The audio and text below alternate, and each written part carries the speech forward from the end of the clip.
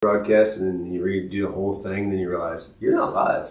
So I always like to start out by making sure, hey, we're actually doing what we're saying we're doing. That's fair. And we're actually live. So let me check that, make sure guys are there, give people some time to actually get connected, and we are live. Right. And so, if you're live today, I want you to go ahead and drop your comments in, let us know who you are, and so we can say hi to you.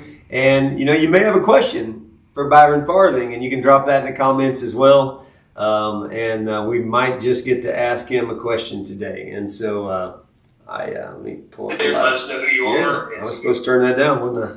It's bad when the host doesn't do what he's supposed to do. So anyway, so today we have Byron Farthing on. And Byron, you and I have known one another for a while, but I want to introduce you because these guys don't know you. I just sat down with you a minute ago and got kind of your just a snippet of all the places that God has used you, and you've served him in law enforcement.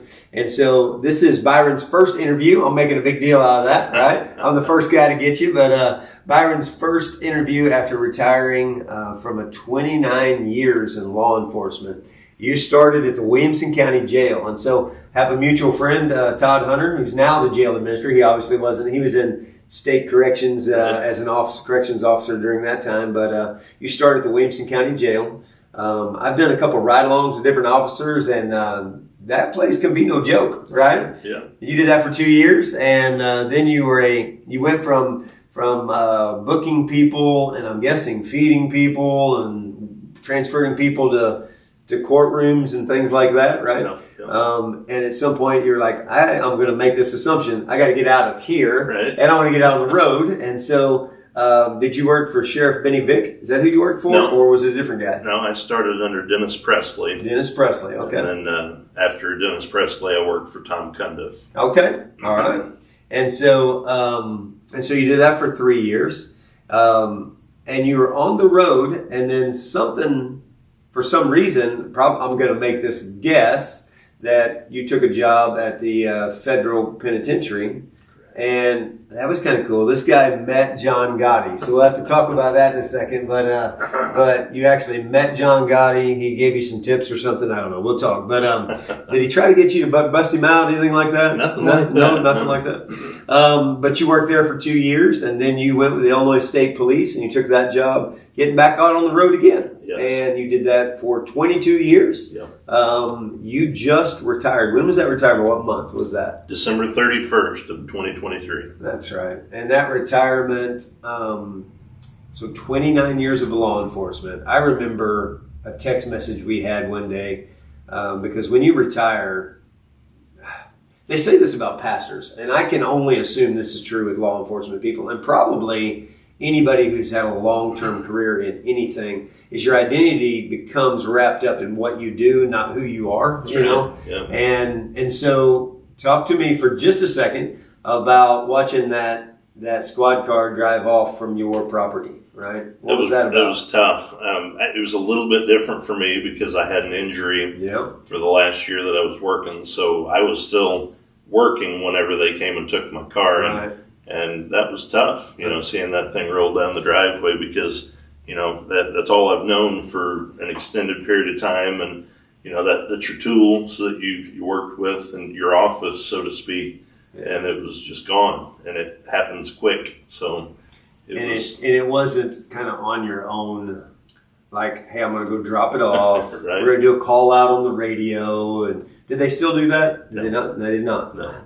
I hate when retirements don't end the way, our son Tyler, same scenario, his was, he just had his hearing, was it last week, the week before, where totally disabled now. And so his career after 9 or 10 years in law enforcement came to an abrupt end. And I always hate that because there's something about protectors, and you just want to treat them right on the way out. So, but let's talk about this for a minute. How did we meet? What was you mentioned something early on, and I do remember that now. You mentioned that my sister-in-law's was dating, who is the guy? John Sherrard. John Sherrard. One of my best friends from childhood. Okay. So I used to hang out at your in-laws' house frequently. Yeah. Whenever I was running around with John and Michelle. And I was dating Angie at the time. Right. Yeah. That's funny. Yeah, that's my earliest memories of Pastor Robbie. Yeah, way before he was a pastor. Right. Way before. I was on the broad path and dipping my toes even far as out as I could possibly get. But and then so tell me, so from there, this is the craziest thing. Like I know that we knew one another before this time, but I also know that you worked with Ray at Extreme Extingency. The podcast we had on last week, was it last week, wasn't it? Yeah. It was last week where he shared how a babysitter had murdered his son and how God shaped that and put him into law enforcement. That episode, but that's where I went to get my concealed carry. And I know that you were one of my instructors at that. But was there a connection before that? Was there a church connection maybe? I think that we had worked. We go to the Journey in Marion. Great church in Marion. Before that, we were with First Church of God in Marion. And I think maybe we might have had some dealings working with the youth over there, just kind of here and there. So that's I followed your career, but we didn't have any close personal connection for a while. Now let's talk family for a minute. You grew up in Southern Illinois. Yes. Mom and Dad still living? Yep. What did Dad do? So whenever I was a kid, my dad was a Williamson County deputy, and that's what kind of triggered my desire to be a deputy. And after he was involved in an officer-involved shooting, and back then pay wasn't real great, so he went to the coal mines. And coal mines was great money, but they'd wildcat and they'd get laid off, and so he landed a couple years later at the federal prison. And he spent his career at the federal prison, and that's so he had the law enforcement background and was a firearms instructor, and that's how I got it in my blood. Yes. So grew up Southern Illinois? Yes. What town did you grow up in? Marion. So did you live in town, out of town? We lived outside of town, south of town, out in the country. Get into hunting, all that kind of thing? Yeah. Yeah. All right. Are you a fisherman? Oh yeah. Yeah. I haven't done nearly as much of it as I'd like to, but now that I'm retired, I'll probably get back into it. Career's getting away. Right. So how long have you been married? I know you're a married man, you got a family, so how long have you been married? I am. This will be 29 years in August. So wow, congratulations. Thank you. I had to go all the way to Ridgeway to find a girl that didn't know my reputation, and so yeah. So who's your wife? Tara. Her maiden name was Williams. Tara Williams. She was the popcorn queen of Ridgeway, if you're familiar with Ridgeway and the popcorn festival. She was popcorn queen, and back in '93, I think it was. But so when you met her, tell me about, like, were you real romantic? Did you propose? Did you have something special lined out? Tell me about that. Well, we were actually shopping, just looking. We weren't expecting it to happen this day, but we were at Miller's World looking at wedding rings, engagement rings, and she saw one that she liked, so I just bought it and gave it to her right there on the spot. That's so awesome. It was spontaneous, but it certainly wasn't romantic. I remember Miller's World. I went there looking for a ring for Angie. Yeah, I did. That's funny, Miller's World. You took me back a long way just then. So then you have kids. Yes. So tell me about your kids. So my oldest daughter Bailey is 24 years old. And for the first 5 years of our marriage, it was just us. And then Bailey came along. Well, the dates are a little off there, but she was. We'd been married for a couple of years when we had Bailey. I was working at the sheriff's department, and we had planned on having one more. And then fast forward, after I had gotten on with the state police, my wife worked for the U.S. Forest Service for 10 years. Okay. And whenever I got on with the state police, we moved to Litchfield, Illinois, and there was no place for her to transfer. So we decided, it's time for her to take over the role as full-time stay-at-home mom, and probably the most important career that she ever got involved in. But we had our next daughter, Audrey Kate, and she was born there in Litchfield, and then lo and behold, we got surprised with a third one while we were in Litchfield. So I have 3 daughters, and everything, they've been great kids, and we love them to pieces. So, dude, if you don't hurry up and have a boy, the Farthing name's going to die. Right? Well, my oldest daughter had my grandson, so We do have a boy in the family now. And he's got Papa wrapped around his little finger. That is one thing, in the world of law enforcement, they always think about, like Solomon said, there's a time to be tough, and there's a time to make peace. There's time for war, time for peace. There is a change that happens in someone. When we found out that Abby, our daughter-in-law, was going to have our first granddaughter, and the world found out about it, right? When they went public with it, I had people coming up to me in like Kroger's, and they would start pulling out their phone and, hey, check this out, and showing me their grandkids. And I remember going home one day and I'm like, I am not going to be like that. What is this about? Like, they're like a cult, and then I met Emma in that, birthing room after that golden magical hour that they tortured grandparents with, and so it's like, now I've drank the Kool-Aid, so I know, being a grandpa is one of the best things I think you could ever do. And that's where I hope the conversation goes at some point today. Because I want, we do these podcasts, we have been having and starting to have more and more law enforcement guys on, because the world really in the last few years has gotten really ignorant, right? They have stereotyped, they've taken a few scenarios, not portrayed those few scenarios accurately, and then on occasion there is a scenario where somebody does something they shouldn't do, and now all of a sudden everybody in law enforcement, so we're going to get there. But I think where I'd like to start though is just to kind of show our audience, at Redemption Church, the guys and gals on Smith Happens on our prayer and devotion page, we are constantly praying for law enforcement. We love people who protect and serve the community. And so we're trying to keep that out there. But I think one of the best ways to overcome a false narrative and false ideology is just to let people hear from those same people who have protected us and you for 29 years, right? So I know that law enforcement takes a toll on family. It takes a toll on the officer himself, and it takes a toll on the family that he goes home to every day. And I'm just curious. I'm curious about this. How did law enforcement, or has law enforcement, impacted your family? You mentioned being married and you have 3 daughters. So how did that impact you? Well, nobody comes out of a career in law enforcement, even a short career, nobody comes out of it without scars. Yeah, for sure. And it's really difficult, I'm sure in any career, but especially in law enforcement, not to take the job home. Yeah. And unfortunately, what I did was I was prepared for it. I was trained for it.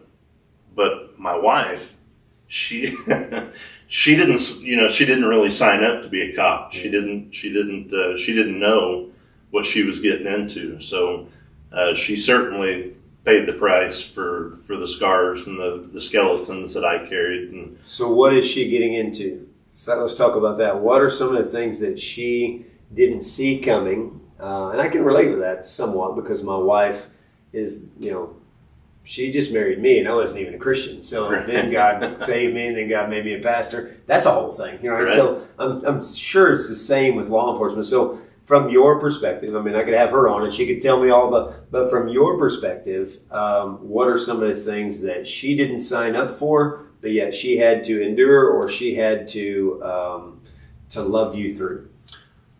So I remember early on, we were shopping in Carbondale one night, and I saw a guy that we had been actively searching for to try to arrest on a warrant. So as soon as I saw him, I honed in on this guy, and I told her, I said, you need to move over here. And she's like, what are you talking about? I said, just go. I'm really firm with her, and she's irritated with me.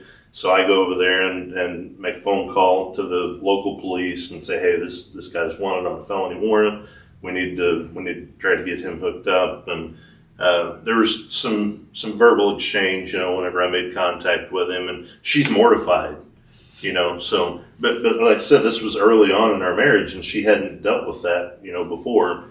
And so she realized pretty quick that whenever we're out, especially as a local police officer, you're in contact with people all the time that you've dealt with professionally. And unfortunately, those people aren't really happy to see you, and she's there with me. And you want to protect them, so try to keep your distance and, stuff like that. And then there's, you don't drive by an accident, without stopping to help or, any kind of an incident. There was one morning we were leaving for church early that morning. We were serving on the one of the serving teams.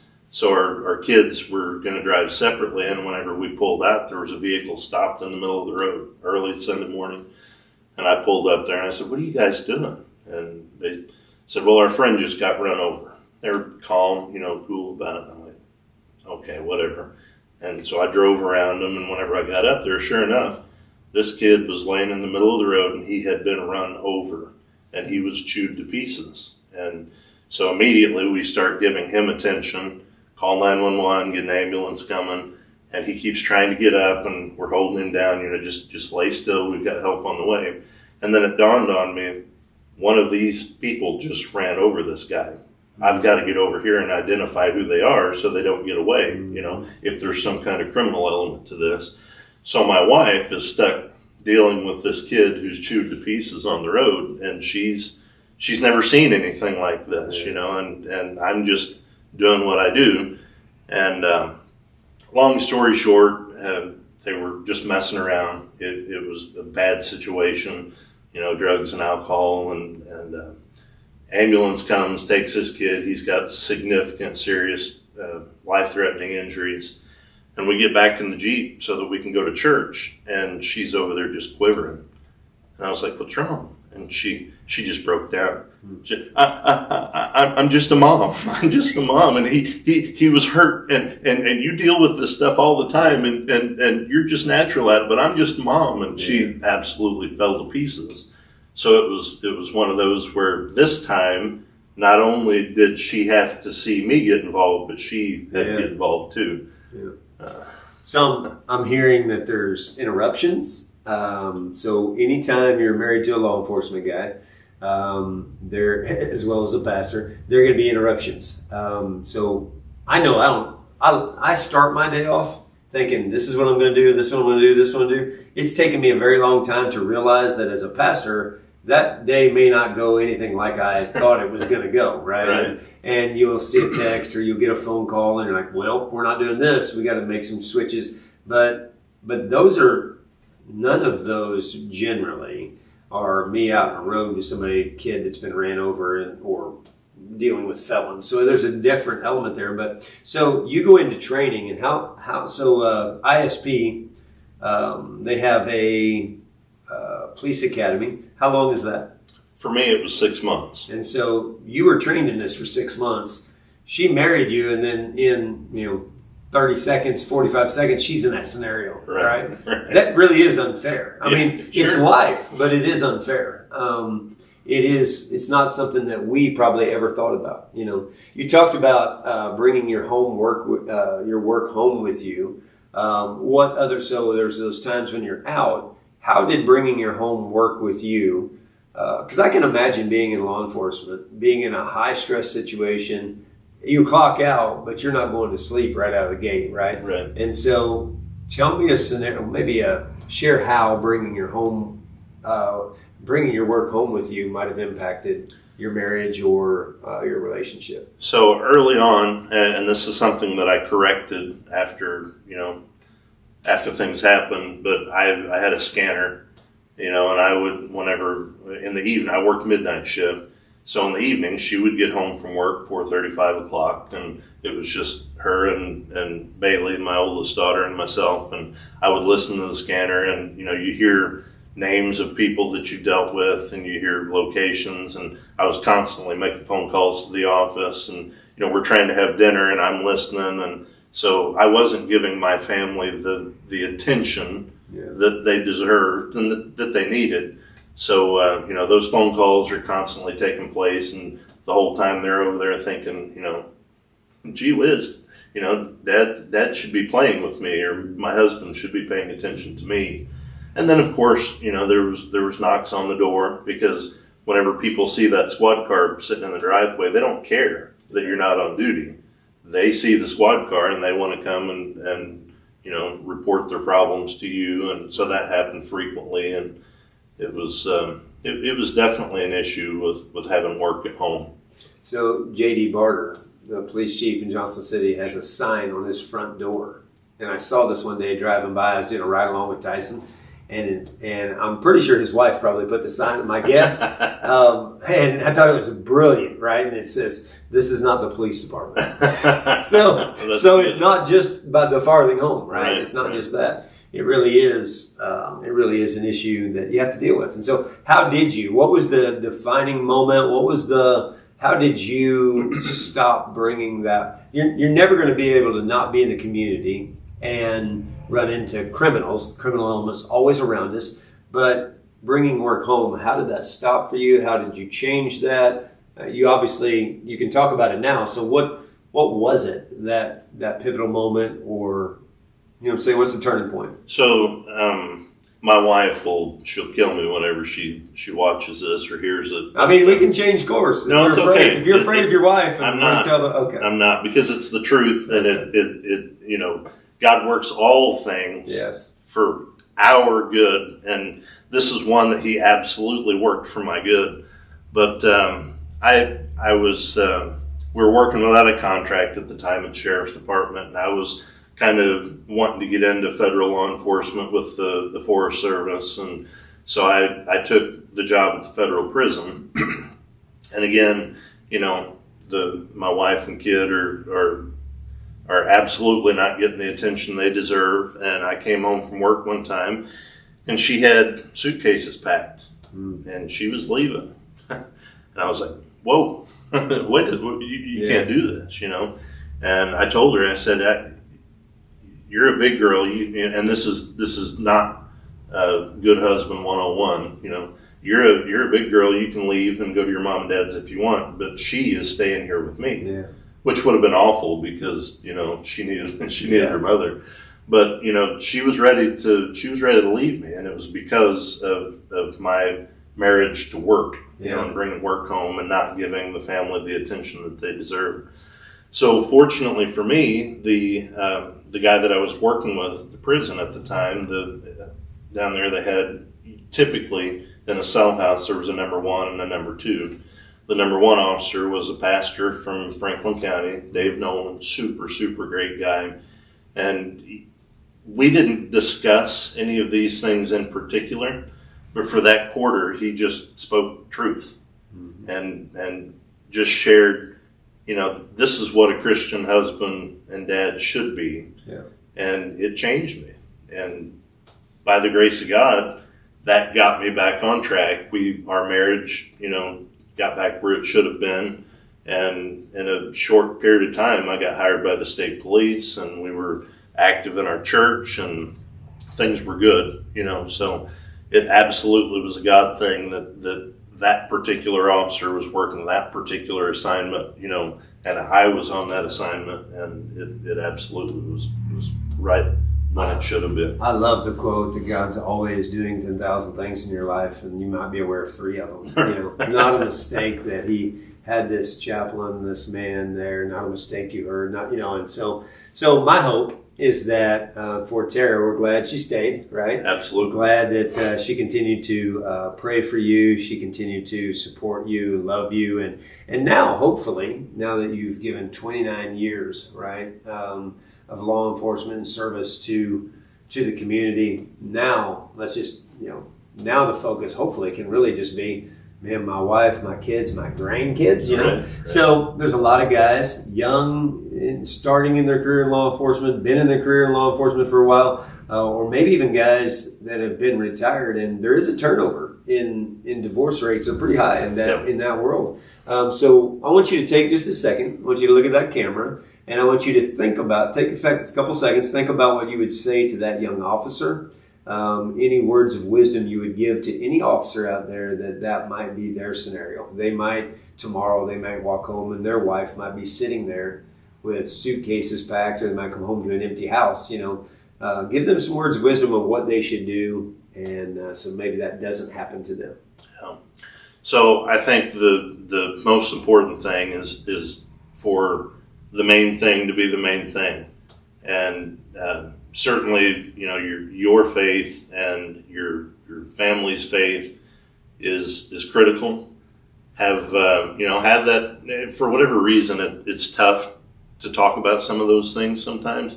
And it's weird because you're dealing with your spouse or your family, the people that love you the most. And, you need to be honest and just lay it out there. I need your help, and I need you to pray for me. You need to pray together, and certainly surround yourself with other people that will. There's a lot of closet Christians out there that really just need the encouragement from another Christian to kind of come out and to be bold with their faith.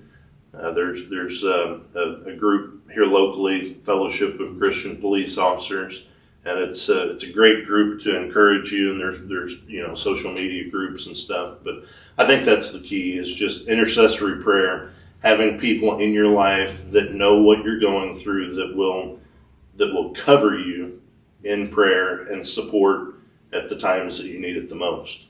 Amen. Is there? So let's switch topics for just a moment. Is there a particular memory in any of your 29 years of law enforcement that has kind of stuck with you throughout your career, or something that, is there any particular call, incident that stands out to you in your memory of, like, I was able to help, or we had to deal with, or anything that just sticks out at you? There's a ton. There's so many that, that left scars that, we talked about.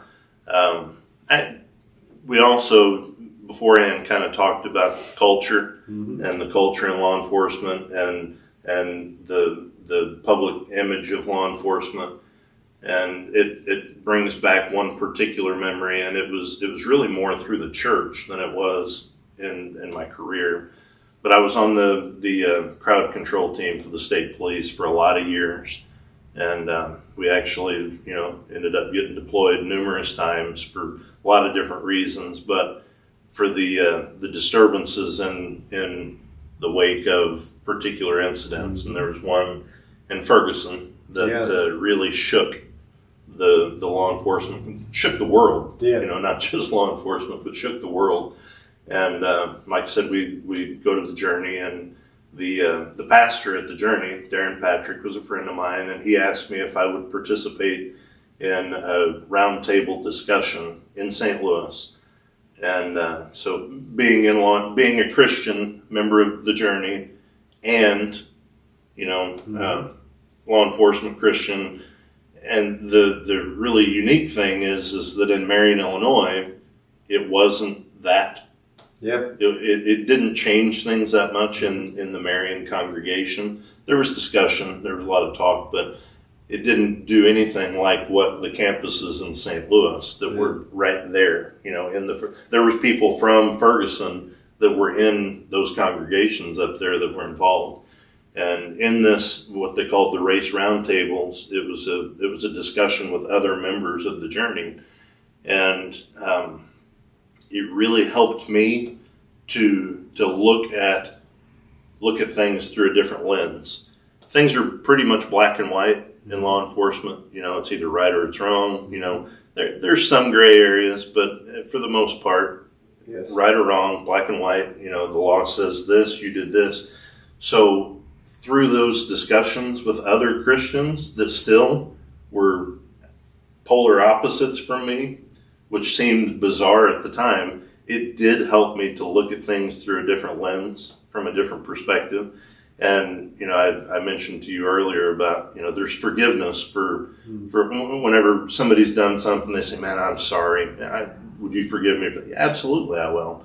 That doesn't let you out of the consequences of your mistakes, So I am certainly, don't hear me say that, Ferguson was. I was doing 100 mile an hour and a 25 mile an hour zone. Will you just forgive me and not give me a ticket or take me to jail? Yeah, I get that. I will forgive you, but you're still going to get a ticket. So So were you? Now I want to be clear. Were you deployed, like crowd control, in Ferguson when that was going on? No, our crowd control team was deployed to the Metro East area on standby, but they never did cross the river. Okay. All right. In law enforcement, you mentioned this earlier. You'd be out in community, and you'd be at stores. You did with the felon earlier. That's one of the things that I never realized until probably last year is that, at our church we have guys who have served our country in the military, and they go off to. So many of them went to Afghanistan, Iraq. And they're part of really traumatic things, and those things are always with you, right? And then you come home and then you have to pick up the aftermath. You have to figure, and this is so crazy to me that in one moment you could be out shooting people, people could be shooting at you, and really fighting for your life. And then like the next Monday, that could be on a Friday, the next Monday you could be sitting in, Starbucks line or sitting in your home. It's like, this is like the most insane world we live in, right? Well, there's that. And so we have guys who struggle with PTSD, things like that. But then in law enforcement, the difference there is you're patrolling where you live. Right. You never get to, quote, come home. Every place you go to, not every place, a lot of places you go to have memories attached to them, whether I arrested this guy or did. How has law enforcement, 29 years of law enforcement, changed you as you kind of drive back and forth, if you eat out, how has it changed you? And you already mentioned how it changed when your family goes out. They knew. That's probably not ever going to change because there are people who don't like law enforcement. There are people who recognize you. But how has that changed you just as a person? Do you struggle with any of those PTSD moments? Do you have any of that? Or just how has it changed you? Yeah, there's triggers, places, and it doesn't necessarily have to be the place, but you see certain things that trigger, a memory, and it's tough. You try to block that negative stuff out and not think about it, and like you said, you drive by that location where this happened, and it takes you back, and you start reliving it, and your spouse or your kids or your friends, whoever's with you, they don't know what's going on inside your head. But one minute you're driving along having a conversation, the next minute you're reliving this traumatic experience that has absolutely had lifelong effects on your brain. So it's something you have to deal with, and that's one of the bad things about law enforcement is that I hate to say it, but we have to be careful about sharing our feelings. We have to be careful who knows what we're thinking, because the negative stigma behind seeing a therapist or a counselor or talking, it's not like it used to be.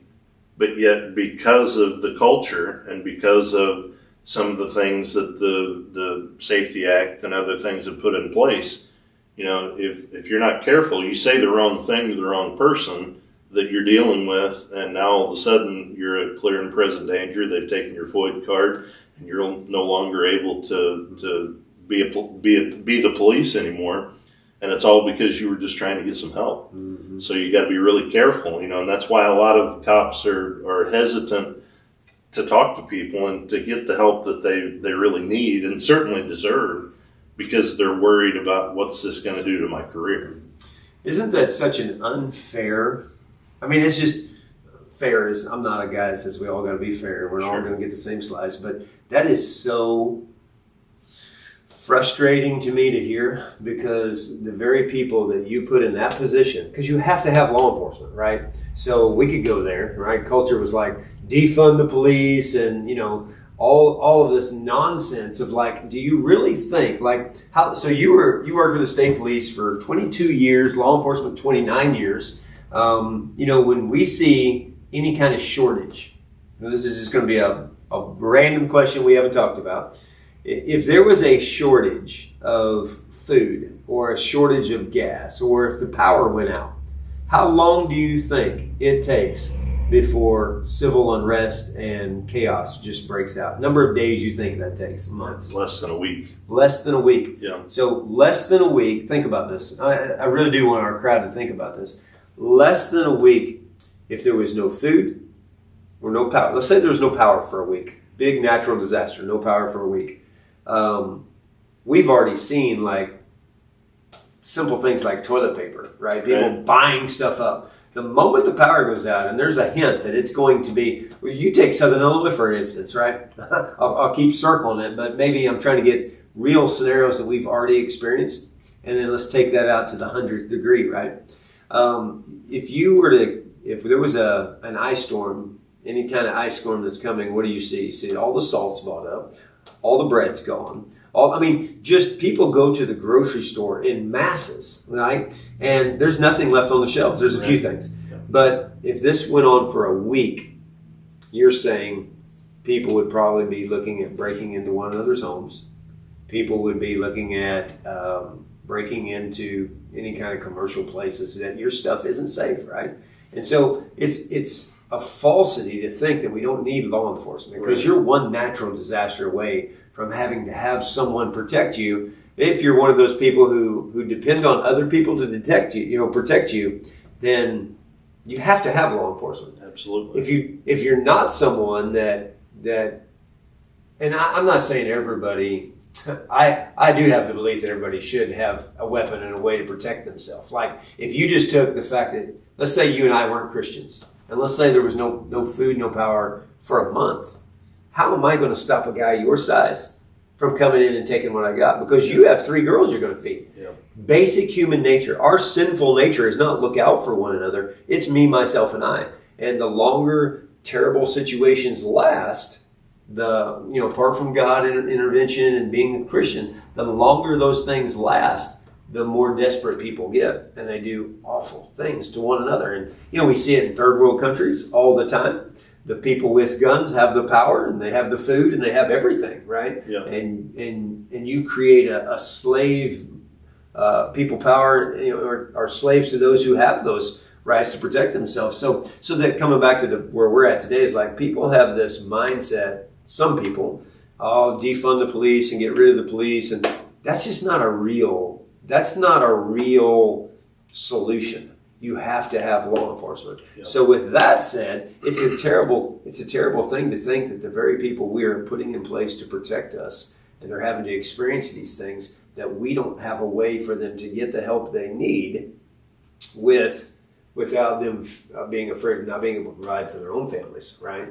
And so you and I are both guys that believe in law enforcement. We are both guys that grew up around firearms. That's not everybody, but for us. What do you think about, this is totally off the topic, but I got you, I gotta ask. So in Illinois, I can own an AR-15, right? Yeah. But I can't, as long as it's registered, right? But I cannot today go out and buy one.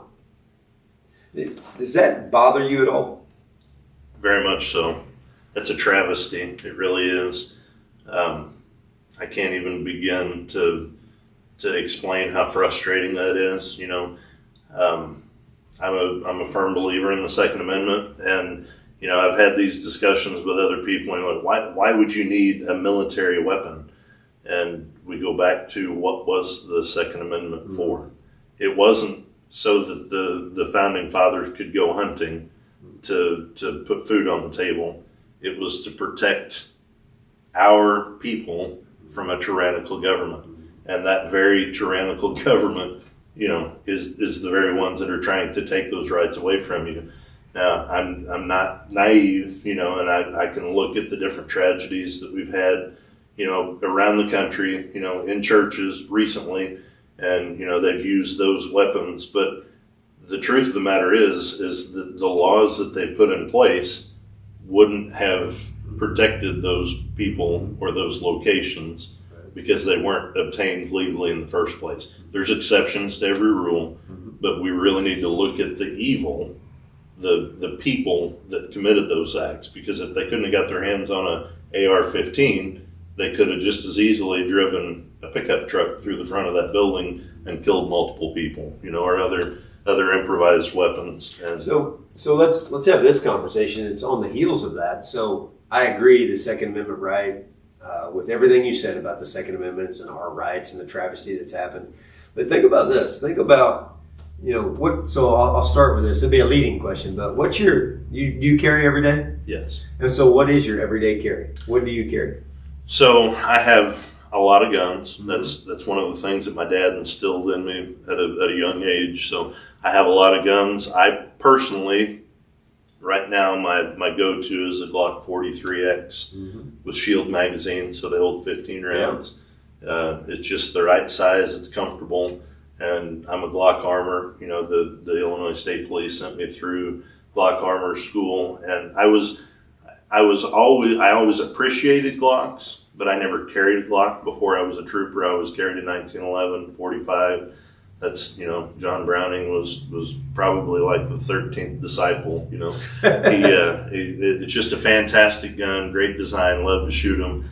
But whenever I started carrying the Glocks, because that's what they issued, I can't think of more than a time or two that I've had a malfunction, and that's through hundreds of thousands of rounds. So, that gun it's bulletproof. It works every time, and I know how simple they are. And as a trainer, I want something that's simple, consistent, simple. That whenever you've got the adrenaline dump and your heart rate's at 180, you're not fumbling around with little fine motor skills, safeties. Point the gun and shoot it. Have you seen the video? I can't remember who put it out. The video of the top 10 firearms that you should carry for everyday carry. Yeah. One's like the Glock 19, that's number 10. The Glock 19 is number 9, number 8. So, yes. Yeah, I totally get it. I have a Glock 43X as well. Love it. Same magazines. Love it.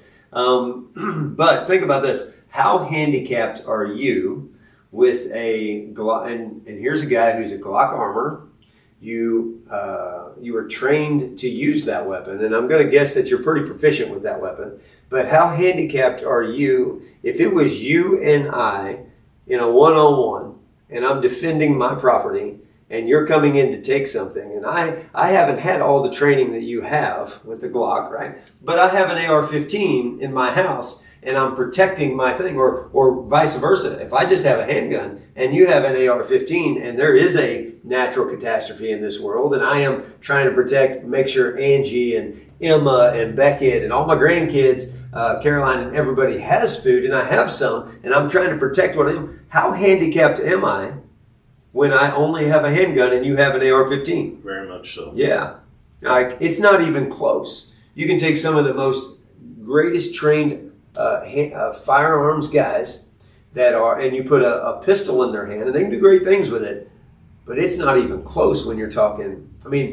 My AR at 200 yards in a red dot sight, I can get on 5 or 6 targets at 200 yards. I remember shooting 6 steel targets in 8 seconds, and that's not even that's not proficient, right? But at 200 yards, and you're like, so when you look at being able to take the ability for citizens to have any kind of weapon they deem necessary, not only is the Second Amendment protecting us from this tyrannical government, but it is really handicapping our ability to protect ourselves from a criminal element that's out in the world as well. Yeah. But that's a whole other topic, I think.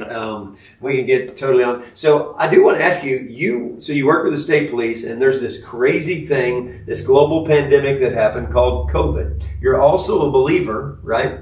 Tell me about, what did that do to you as a believer, right? You're going to church. I remember for us, we had just went to 2 services.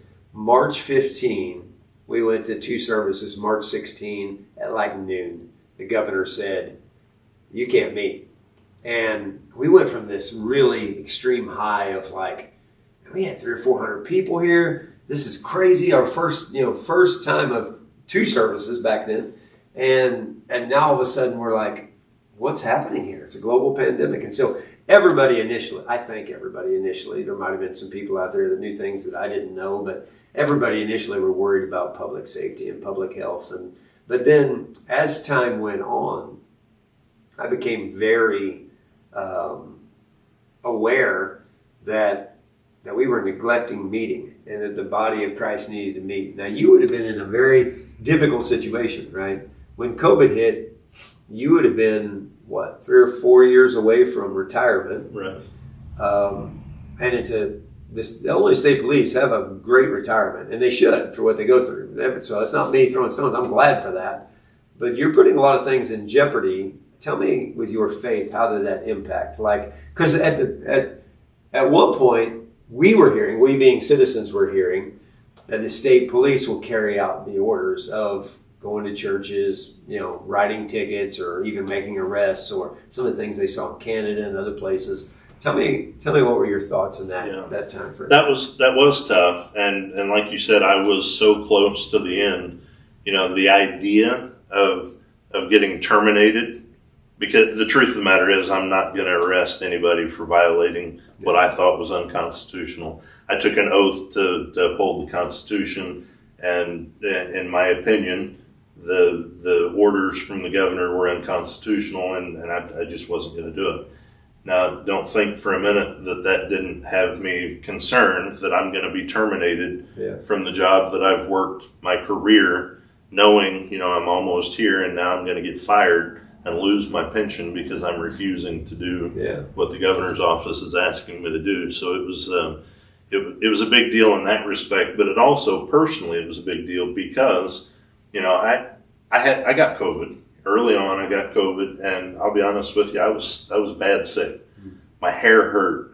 You couldn't touch me without just, writhing in pain. I had a fever 104 fever for like 10 days straight, but I refused to go to the doctor because I didn't want anybody to test me and there be, evidence that I had COVID. It's nobody else's business, I don't tell anybody if I've got the flu or if I've got a cold, just deal with it.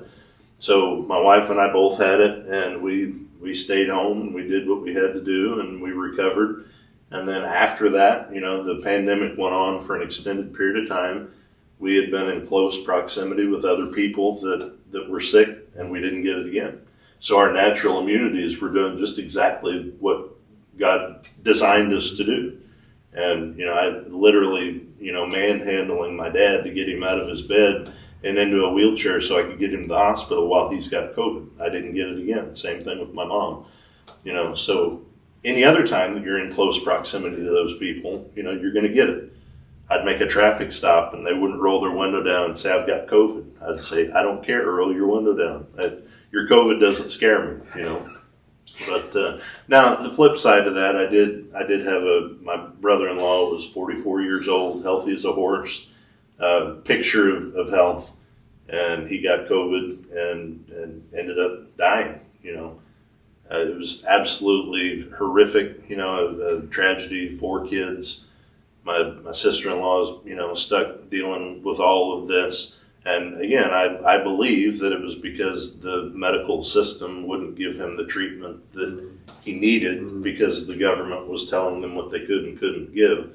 So I've got some pretty strong opinions on COVID, and I agree we should have been meeting and we should have, I'm not saying be reckless, take precautions, I never was a mask guy, but if that's what... I have a friend who was a pharmacist for the government.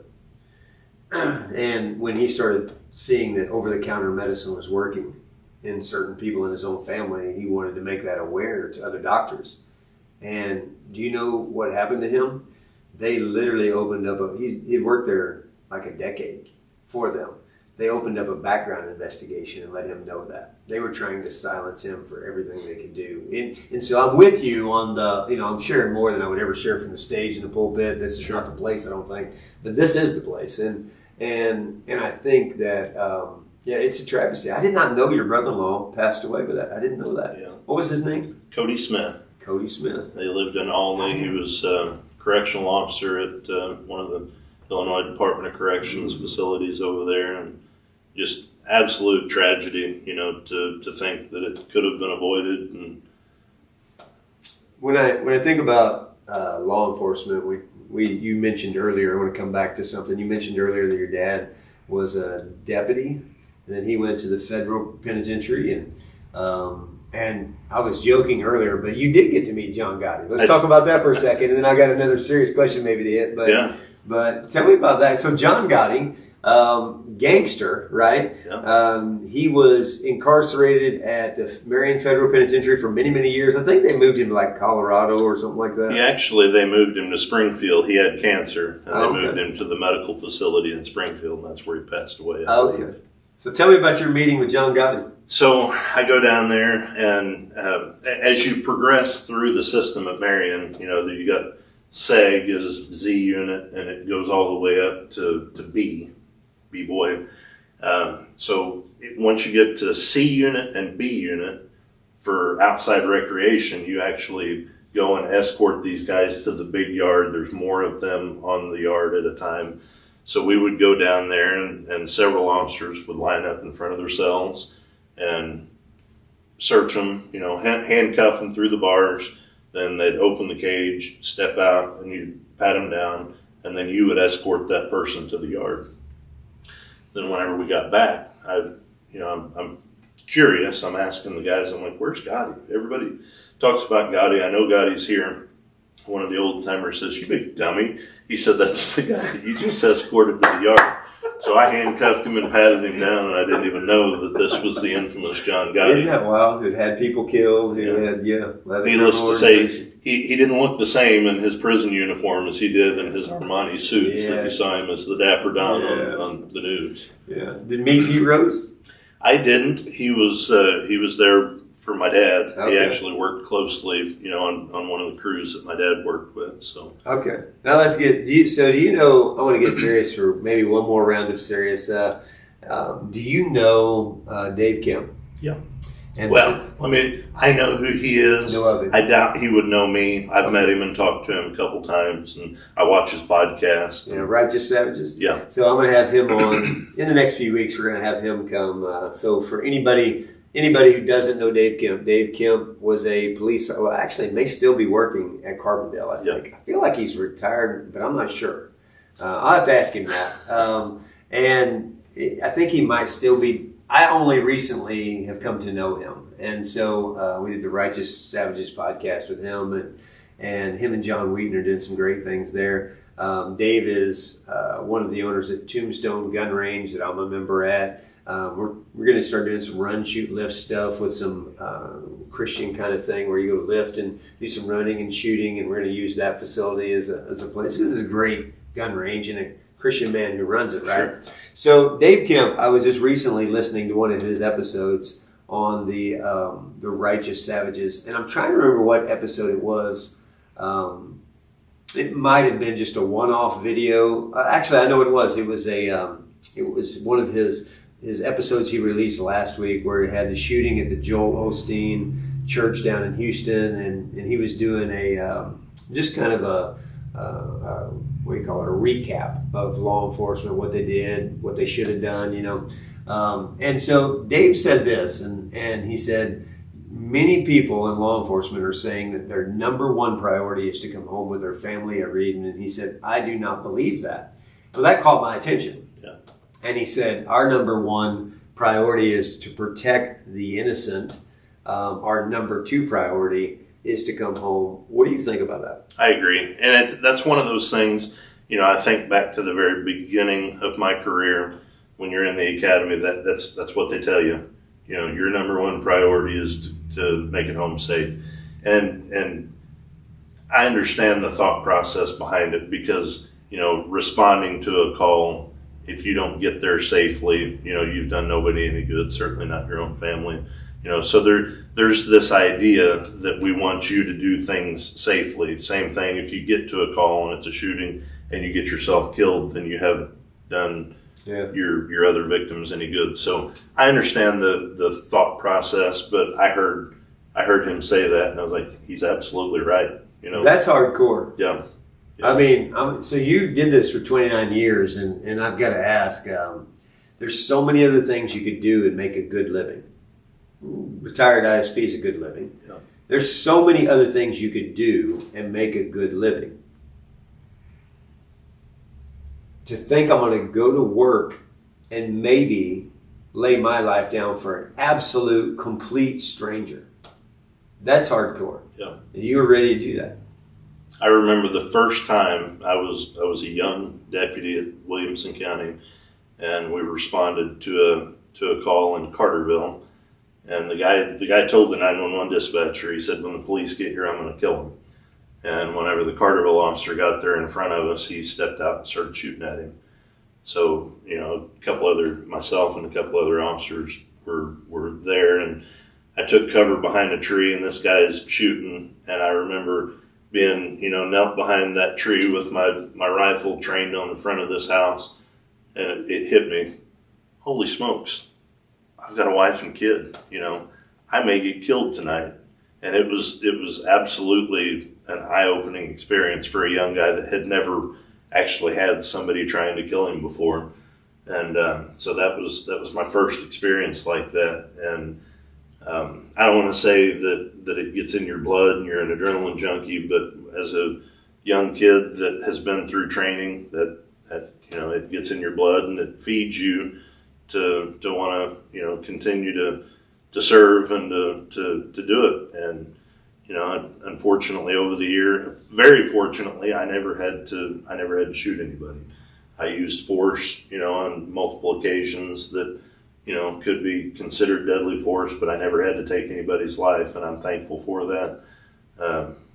But at any moment it could happen, and there was plenty of times whenever you're in those situations where it's that close. So yeah, it's something to get into that where you know that you could absolutely not make it home, but that's what you signed up for, and like Paul says, to live is Jesus and to die is gain. So I certainly never wanted to be reckless or foolish, but I know where I'm going, if something happens to me, and to die a hero, doing what's right, that things could be a lot worse. So I'm listening to you say that, and I'm like, but seriously, lay down your life. You love your wife more than you love any other female on this earth. You love your daughters more than you love any other young ladies on this world, and your grandkids. To think that someone shoveling dirt over your coffin that a couple days after this happens, and everybody's showing up at your funeral in black, and all those wonderful ladies and that little boy are crying and grieving, right? It makes me kind of go like, but how on earth do you get yourself into a profession where that really is any day of the week? Any day of the week that could happen. And so it's like, you want to ask, like, is this a traumatic experience that drove you to law enforcement? You saw something that or do you think God just made you that way? I believe, and my wife believes, and I'll get back to that in a second, but I believe that's what He made me to do.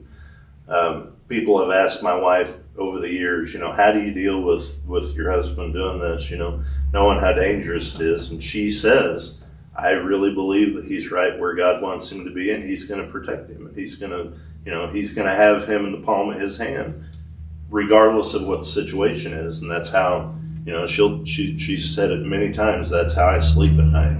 I pray for him before he leaves, and I know that He's going to take care of him. Wow. But let me add on. I was a rapid deployment instructor for the Illinois State Police for several years. And that program was developed to address these active shooter situations. And back in the old days, the response to an active shooter, would have been the police get there, set up a perimeter, secure the scene, and wait for the SWAT team to get there and let the professionals go in and do what they do. Well, we started realizing that we can't do that, because these people are going into schools and killing kids, and they're killing, people in office buildings and stuff. We can't in good faith set up a perimeter and wait. So here I am, a rapid deployment instructor, and I'm telling people, you've got to drive to the gunfire. Whenever you get to the Johnson City High School and there's somebody in there shooting, you can't stand by and wait while they're executing these kids. You've got to go. And, that's kind of along those same lines. You're putting yourself out there. Look at it from the other parent's perspective. You were talking about my family seeing the dirt thrown on my grave. What about the family that's seeing the dirt thrown on their kid's grave, knowing that the Trooper Farthing stood out there and didn't do anything? There's no question. Yeah, can't live with that. Yeah. Can't sleep with that. I remember just recently they had the shooting at Olstein's church in Texas, and I was watching that video, and there was one female officer who, in that moment, you could just see everyone in that situation is afraid. It's just what you do with that fear, I think. And, not even a comparison, but the closest thing I can grab is, in bull riding, the guys that got good at bull riding, everybody's scared. You're getting on an animal 1,500 to 2,000 pounds. Everybody's scared. They even tell you, like one of my instructors early on said, if you ever there's a day when you're not afraid, don't ride that day, because that's the day you're getting ready to get messed up, right? Yep. So everyone is scared. So I'm not saying, and I'm not criticizing her in that scenario. Everybody is scared. But it's the bull riders that can manage that fear and still think when the gate opens and the animal comes out. And I think that's probably true in law enforcement. When the shots start ringing out, there's those moments. And you said you were hiding behind, taking cover behind a tree. I say hiding; it's more manly to say take cover. You're taking cover behind a tree, and bullets are flying, and you have that realization, I've got to do this, and yet you stayed there and you acted, right? It's the willingness to lay down your life for a complete stranger, whether they're a kid or an adult or somebody with a mental illness that you've never seen, and they may hate law enforcement, right? And yet you're still there to protect them and help them. And I don't think everyone is cut from the same cloth. And I don't think that everyone who's in law enforcement should probably be in law enforcement. So I guess I guess my point is that I think your wife is right, that God does make certain individuals and gift them with certain abilities to be able to do certain tasks at hand. So I'm thankful for guys like that. There's a lot of you that are out there doing that job. And what would you say to some? So one of the travesties, I think, in a sinful, broken world is that, and I'm not talking about media per se. I'm talking about here's the question I want to get to. How do we help community relationships between law enforcement and community? And I'm not talking about media and whether you're on the right side of the aisle politically or the left side. I'm talking grassroots, local Southern Illinois. How do we get a better perception of law enforcement? Because in a broken, sinful world, you are showing up to people's in their lives in a moment that is their absolute worst moment. You have to arrest parents that need to be arrested. They've broken the law. They're endangering themselves. They're endangering their kids and their families. And yet these kids see that. Is there any way to get ahead of that? Is there anything that can be done to improve that? Like, what would you tell local law enforcement, state law enforcement? What advice would you give to them? Because the last thing you want to see is kids seeing mom or dad get arrested. They're young. They don't understand. They see you as a bad guy, right? How do we combat that? Well, what I talked about earlier with the response to Ferguson was where I started looking at things through a different lens, So whenever we are dealing with people, we've got to remember just exactly what you said. We are seeing them at their worst. And it's a fine line because we certainly have to be careful. We have to be professional. But, there's room to be compassionate towards these people at the same time. You need to be firm, fair, and consistent. And I think that,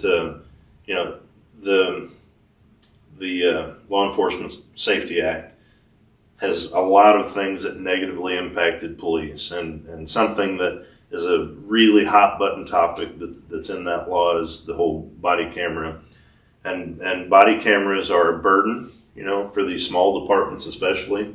How in the world can you expect these small departments to pay for the oodles and gobs of storage that it's going to take to store all of that data So there's issues with it. However, if those things are used correctly, more often than not, and I'm not a fan of body cameras, but more often than not, those body cameras save the officer more so than hurt him.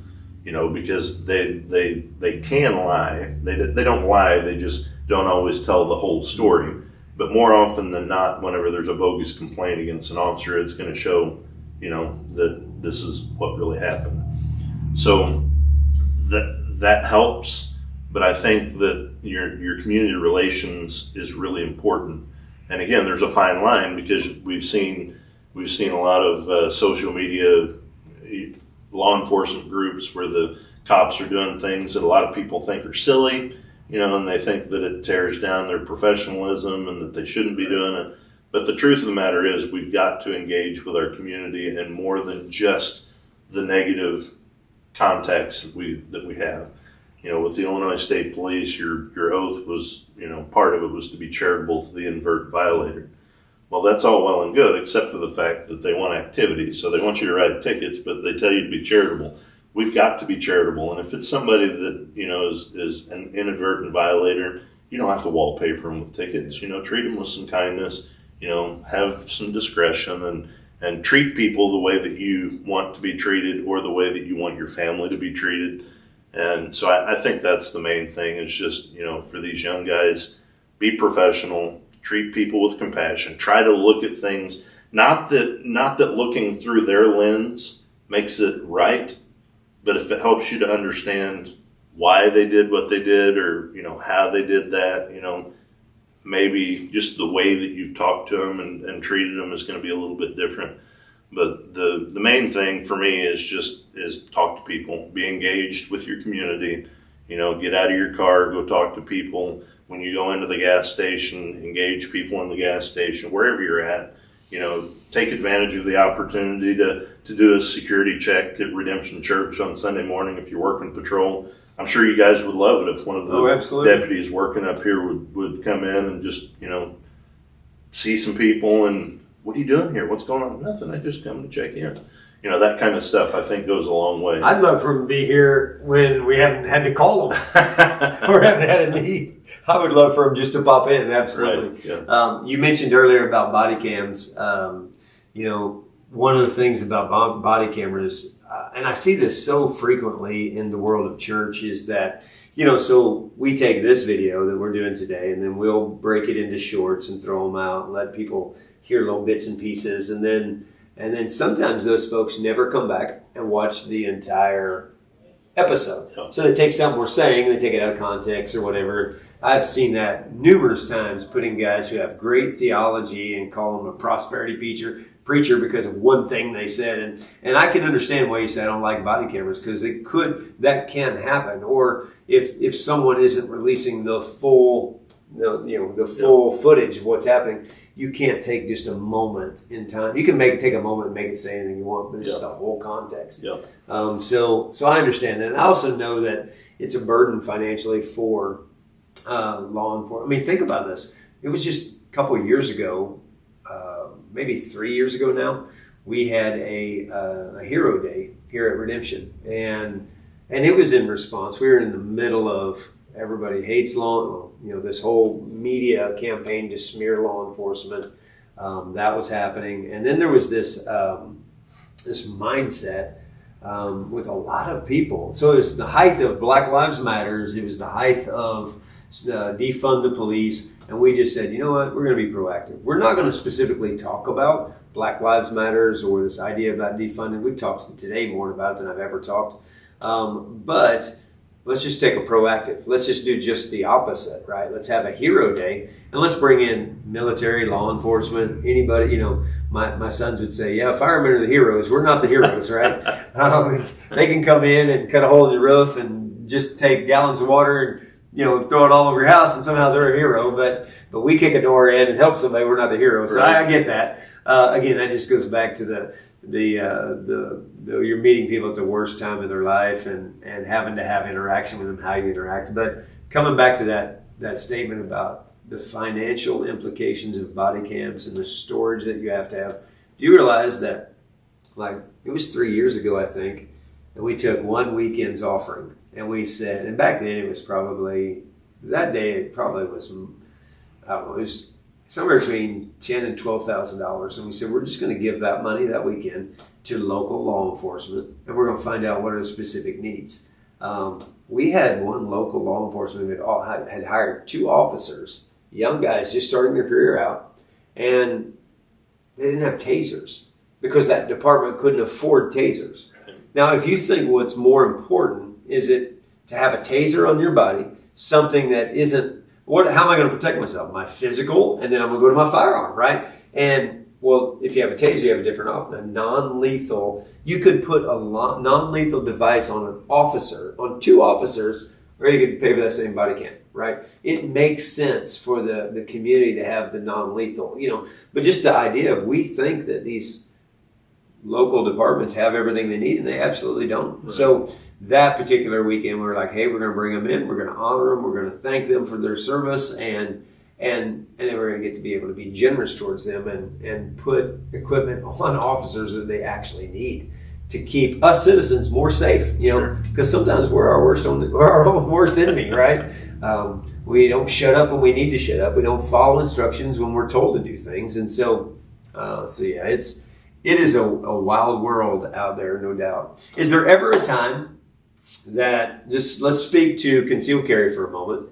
Is there ever a time that an individual, a normal citizen, is in a Walmart or a convenience store or at a high school or an elementary school? Is there ever a time that they're not surrounded by a criminal element? Unfortunately, that's a big no. No, it's scary, And again, most people are the sheep that are grazing with their head down, and they're not paying attention to what's going on around them, and they have no idea what's surrounding them. They're certainly not seeing whenever they're about to be victimized because they're just not paying attention. But yeah, there is criminals everywhere, of all shapes and sizes and nature of offenses, and it really is scary. If you think about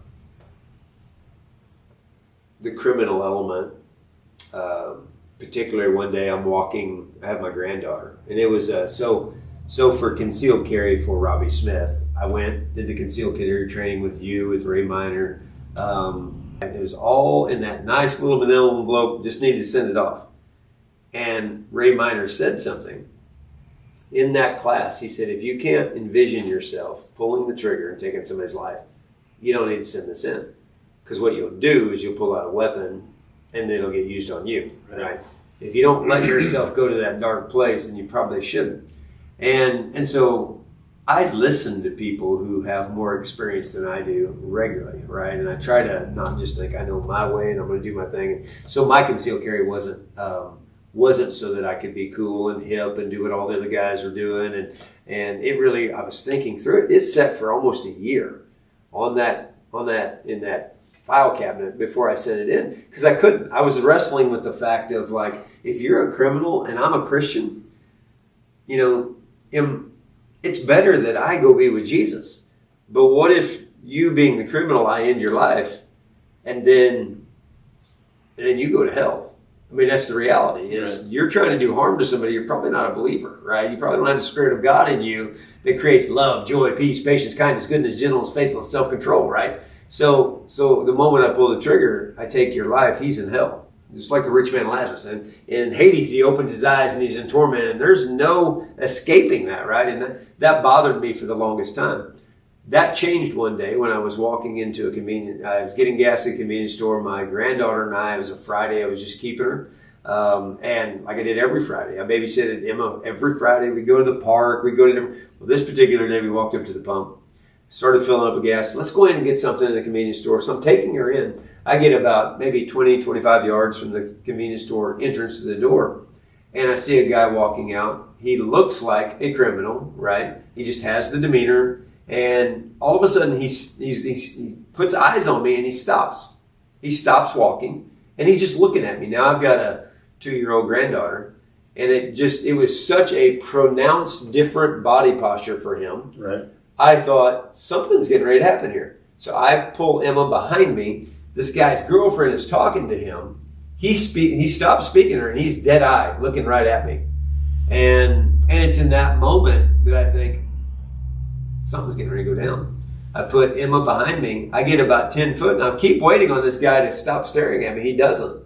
And he's just sitting there and I looked at him and I thought, well, I'm 10 feet from him. It's time to engage, and I said, are we good? And he just kind of looked at me and he's kind of like, it was like he was trying to figure out who I was, I said, are we good? And he goes, yeah, we're, he kind of, and then he started walking and he kind of walked wide around me. And I'm like, is this dude cracked out? What's the deal, right? It wasn't until I got in my truck and I realized I look like my son. My son is arresting people left and right? And that's the decision I made. I made, you know what, for not only for me, I had never thought about protecting my family, protecting my grandkids, protecting our church. I hadn't thought about that, because almost never is it just your life versus theirs. There's always innocent people around you. And so I'm an advocate for concealed carry for that very reason. I do believe that that we need to be able to protect ourselves. And at the end of the day, if I can put myself in a situation where I can dial 911 and I don't have to deal with it, that's what's supposed to happen, right? But I want to be able to protect those that are with me. And so I do. I thank you, man, for 29 years of law enforcement. That is a huge thank you to you. I know maybe you didn't get that call out at the end, but let this be that. There are a lot of people that are going to watch this episode and probably drop comments and things. And we really do appreciate your work with the law enforcement in our community, keeping us safe.